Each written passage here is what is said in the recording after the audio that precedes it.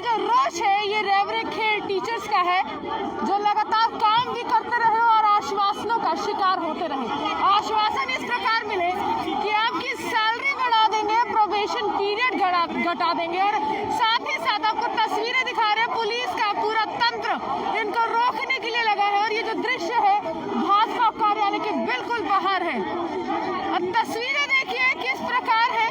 ये शिक्षक है और ये शिक्षक के साथ इस तरह से बर्ताव किया जा रहा है, क्योंकि इनको आश्वासन दिया गया था जब पिछली बार यहाँ पर आए थे, प्रदर्शन कर रहे थे, और यहाँ पर नेता आते हैं और कहते हैं आपका मसला जल्द हल करवाएंगे, उपराज्यपाल मनोज सिन्हा से आपको मिलवाएंगे। लेकिन देखिए किस तरह की तस्वीरें हैं, काफी ज्यादा गुस्सा है, काफी ज्यादा रोषित है, क्योंकि आश्वासन जो है वो आश्वासन ही रह गया, जमीनी सतह पर वो हकीकत में नहीं बदला। महज 3000 रुपये माह मिलता है, यानी कि हर दिन का 100 रुपया, और सेवा देनी होती है, शिक्षा प्रदान करनी होती है इनको दूर दराज के इलाकों में।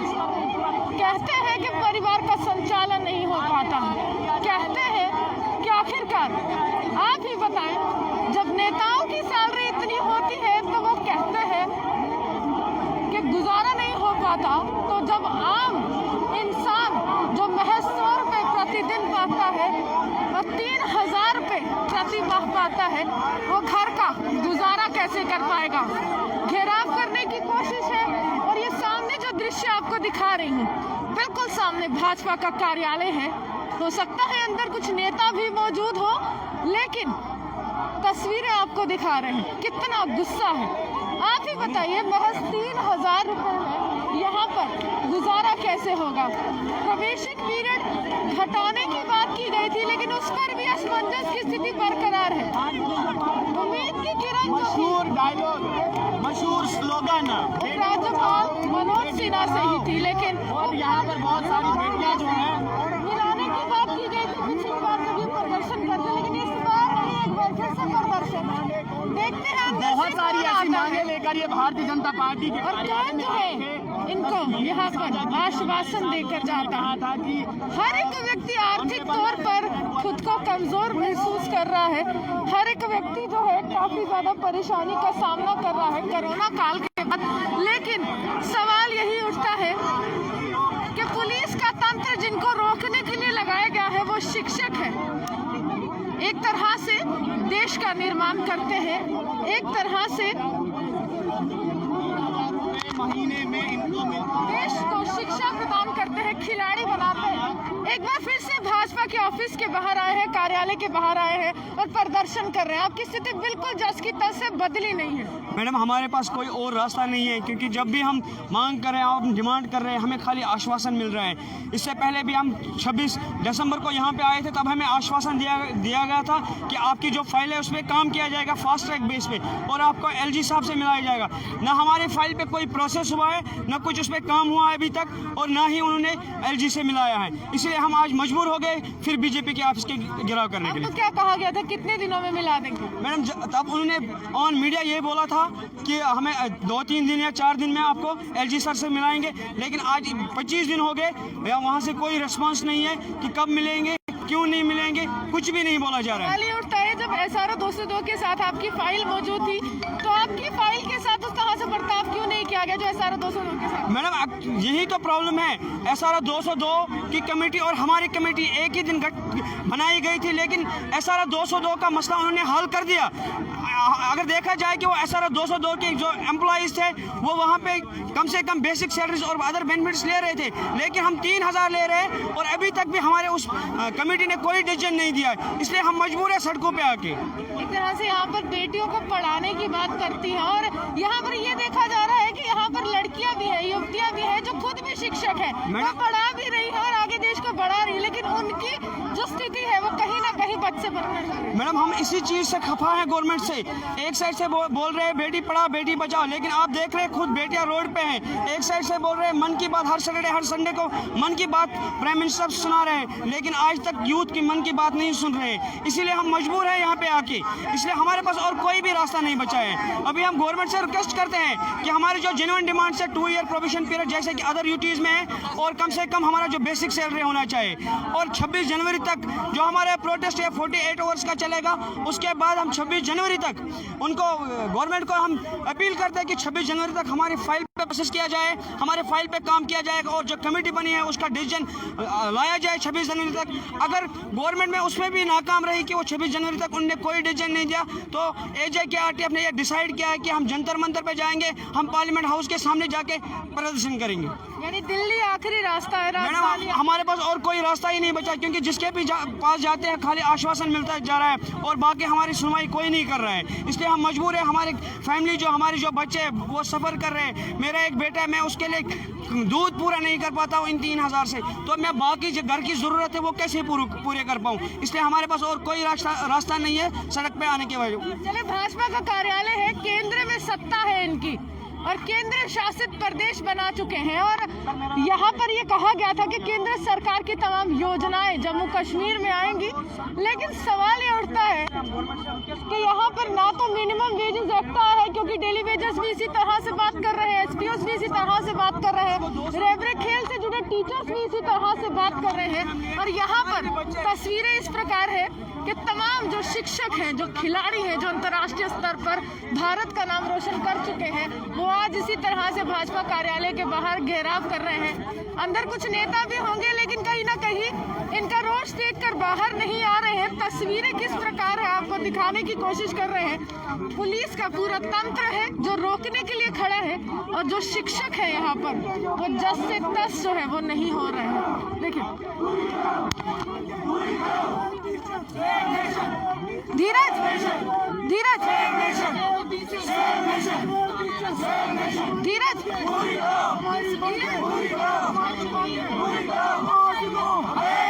काफी तादाद में यहाँ पर तमाम टीचर्स खड़े हैं और पुलिस कर्मी रोक रहे हैं। धीरज जी, धीरज जी, एक बार फिर से रोका जा रहा है। मैम वही सेम दोबारा रोका जा रहा है, मिलने तो दिया नहीं जा रहा उनके साथ। वो अपने वादे करते हैं हमें मिलाने के लिए।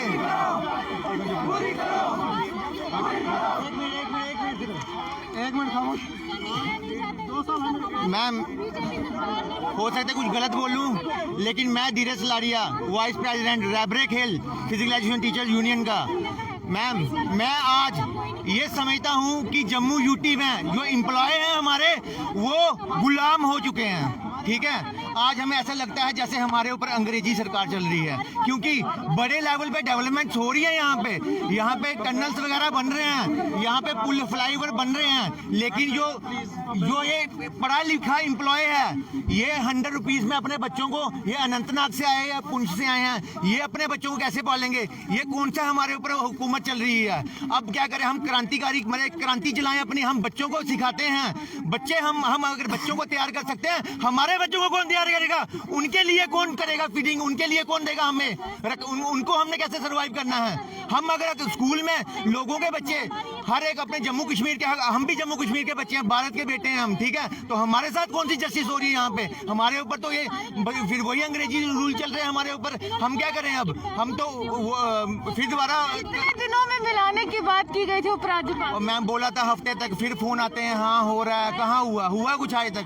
पहले गवर्नर हाउस गिराव करो, ये करो, मतलब इनको दिखाई नहीं दे रहा किसी को कि लोग सड़कों पे घूम रहे हैं, बड़े लेवल पे डेवलपमेंट हो रहे हैं, और हम लोग इधर भूखे प्यासे मर रहे हैं। हम अपनी फैमिली को कैसे सर्वाइव करवाएं? उनको लिए हम क्या करेंगे?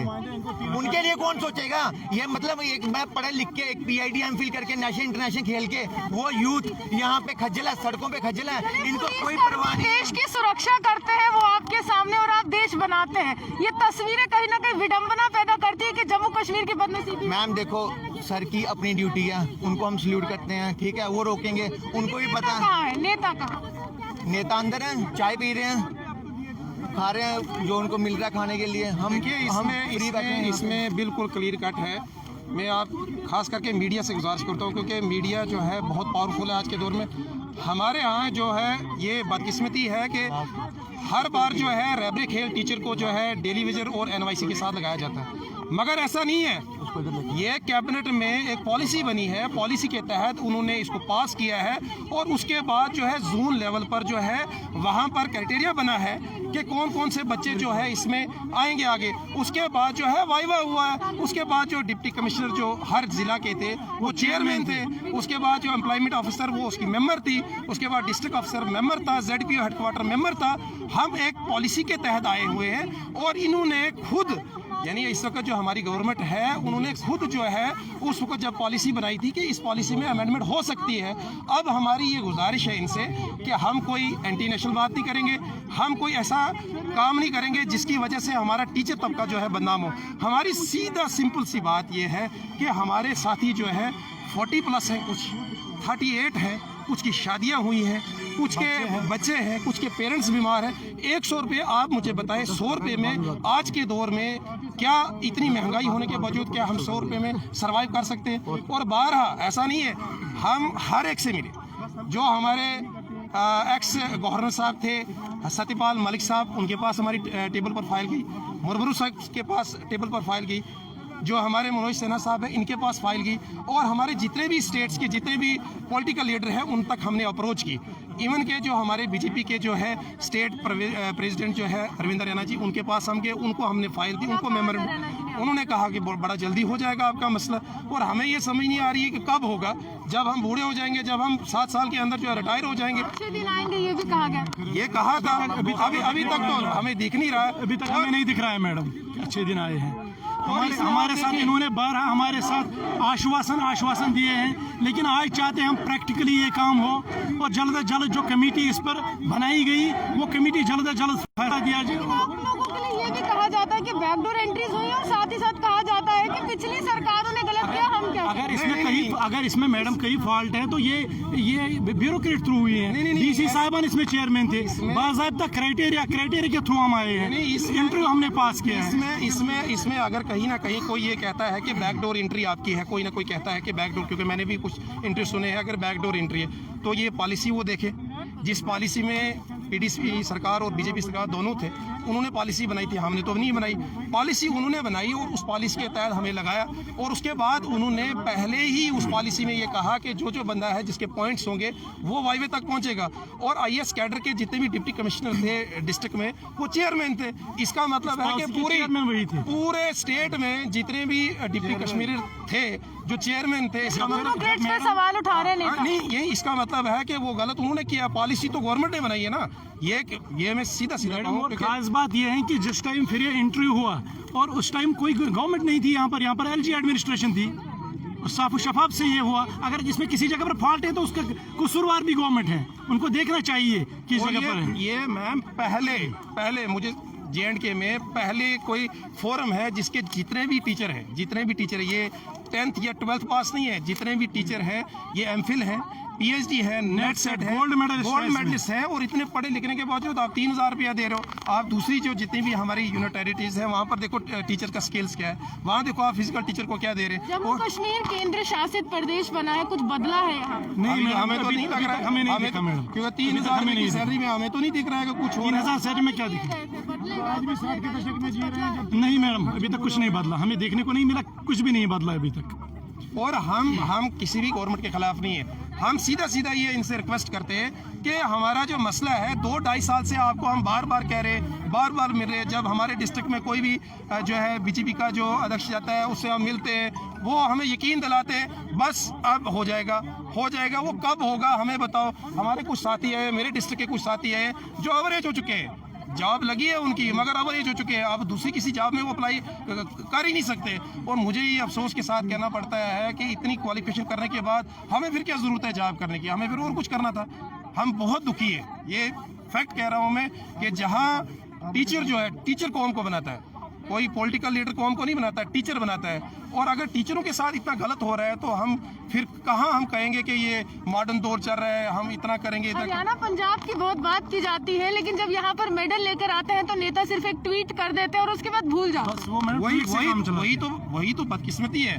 आप देखेंगे हमारे पास जो है इधर जो फिजिकल टीचर जो है हमारे रेब्रिकल, इसमें काफ़ी लोग जो है गोल्ड मेडलिस्ट हैं, और उसके बाद भी आपको कदर नहीं है कि आपकी स्टेट के लिए, आपके डिस्ट्रिक्ट के लिए, आपके मुल्क के लिए जो है गोल्ड मेडल्स ला रहे हैं और नाम जो है देश का बढ़ रहा है, तो आप उनकी सपोर्ट नहीं कर रहे। जब आपने 2 कमेटी बनाई, ये आप ज़रूर जो है इनसे पूछें, जब भी आप इनसे मिलते हैं इनसे पूछें, आपने 2 कमेटी बनाई, सेम टाइम में 2 कमेटियाँ बनाई, ये क्या वजह है कि एक कमेटी का आपने डिसीजन दे दिया और दूसरी कमेटी का डिसीजन नहीं दे रहे? क्या मसला है? जब कमिश्नर सेक्रेटरी साहब पुंछ आए, मैंने ग्राउंड में उनको मेमोरेंडम दिया और मैंने पूछा, सर जो हमारी कमेटी बनी थी उसका क्या हुआ? उन्होंने कहा जो मुझे कमेंट मांगे थे मैंने लिख के दे दिए। अब जब उन्होंने लिख के दे दिए, सेक्रेटरी साहब ने लिख के दे दिए, अब वो फाइल कहाँ है?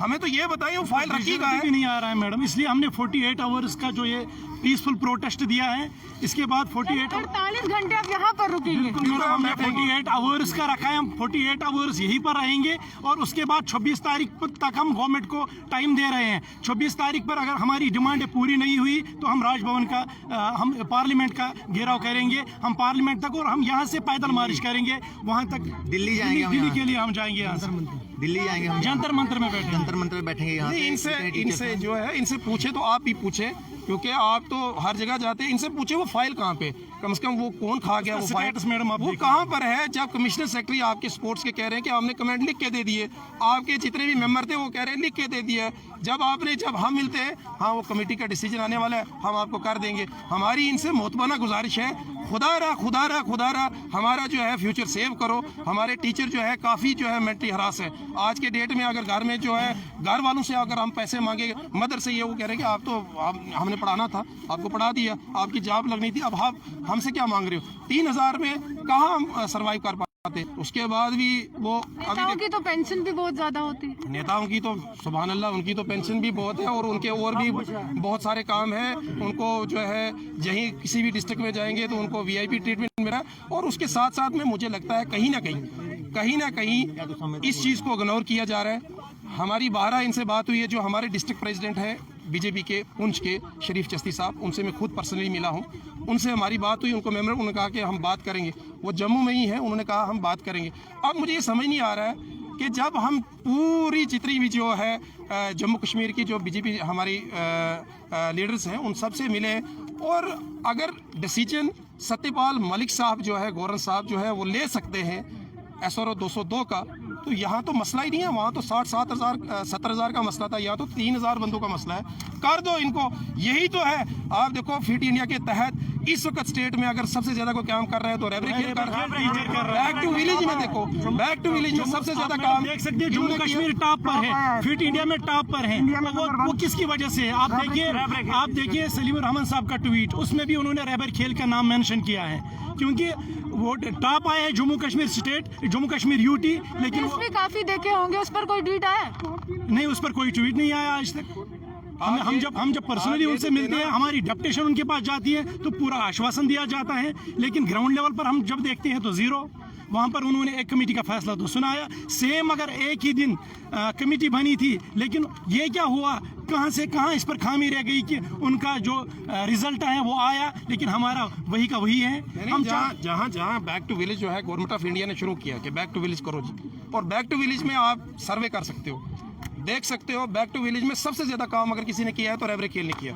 जोन लेवल के जितने भी आपके टूर्नामेंट्स हैं वो रेबरे खेल टूर्नामेंट मैडम, फिट इंडिया के जितने भी इस वक्त जो है सिंगिंग का जो है कश्मीर में गुलमर्ग में हो रहा है, आप देखिए रेबरे खेल काम रेबरे खेल टीचर्स ऐसी जगह लगे हुए हैं यहाँ पे ना, मतलब कि उस 5-6 पंचायतों में ना कोई फिजिकल टीचर नहीं है, और 5-6 पंचायतों में एक साथ काम किया हुआ इन्होंने, और 5-6 पंचायतों में बैक टू विलेज प्रोग्राम एक अकेले रेबरे खेल ने अटेंड किया हुआ, करवाया हुआ वहाँ पे, और सक्सेसफुली हुआ है। और जो वहाँ पे नोडल अफसर आता था वो हमें गले लगा के तारीफ करके ही बाकी जाता था कि बाकी हमने यहाँ पे काम देखा है, ऐसे हुआ है। ऐसा नहीं है कोई हमारे लड़के काम नहीं कर रहे। क्वारंटाइन सेंटर्स में आप हर जगह देखो। और मैं एक मेन बात कहना चाहता हूँ, पहले भी चीफ सेक्रेटरी सर यही थे जब हमारी लिस्ट निकली थी, आज भी यही है, आज भी वो बोलते हैं बैकडोर एंट्रीज हुई हैं, तो सर आपकी आप थे चीफ सेक्रेटरी उस समय भी, गवर्नर रूल था, ना कि कोई उधर उस समय गवर्नमेंट, कोई पॉलिटिकल गवर्नमेंट थी यहाँ पे। आप थे, आपको पता होना चाहिए कैसे, अगर कोई ऐसा है बच्चे में जिस किसी की वेरिफिकेशन नहीं हो रही है, आप उसमें उसके लिए आप 3000 लोगों को सफर नहीं करवा सकते। उस पर आप करो, एक्शन करो, उसको निकालो बाहर, जो फेक है आपको लगता है उसको करो, क्योंकि आप ही थे, आपने लगाया है, आप थे, आपने एक पॉलिसी क्रिएट की है, आप लोगों ने की है, आप उसको निकालो जो बंदा आपको लगता है। और लेकिन हमें पूरे रैब्रे खेल को इसमें दाग नहीं लगना चाहिए और हमारे पे, क्योंकि हम नेशनल इंटरनेशनल और पढ़े लिखे लड़के हैं सारे इसमें, ठीक है, लगे हुए हैं। आपके ऊपर काफी ज्यादा गुस्सा है और पूरी तरह से अपनी व्यथा जो है वो बयान की है और ये बताया है कितना ज्यादा ये लोग मुश्किलों का सामना कर रहे हैं। क्वारंटाइन सेंटर में काम कर लिया, बैक टू विलेज प्रोग्राम में जो वाहवाही लूटी जम्मू कश्मीर के प्रशासन ने, अहम कड़ी ये भी थी, अहम योगदान इनका भी था। साथ ही साथ अगर मैं कहूँ, खेलो इंडिया जब उस मुहिम ने यहाँ पर दस्तक दी, तब भी इसी तरह से इन टीचर्स को कहा गया कि आपको सशक्त करना है जम्मू कश्मीर को, आपको नए खिलाड़ी बनाने हैं, वहाँ पर भी काम किया। हर एक जगह जब यहाँ पर ऑर्डर फ्लैश होते हैं, जब इनको निर्देश दिए जाते हैं, ये लोग तो काम करते हैं, लेकिन वो प्रशासनिक अधिकारी कहाँ हैं जो हमेशा इनको आश्वासन देते हैं? वो तमाम नेता कहाँ हैं जो हमेशा कहते हैं आपका काम जल्द हो जाएगा?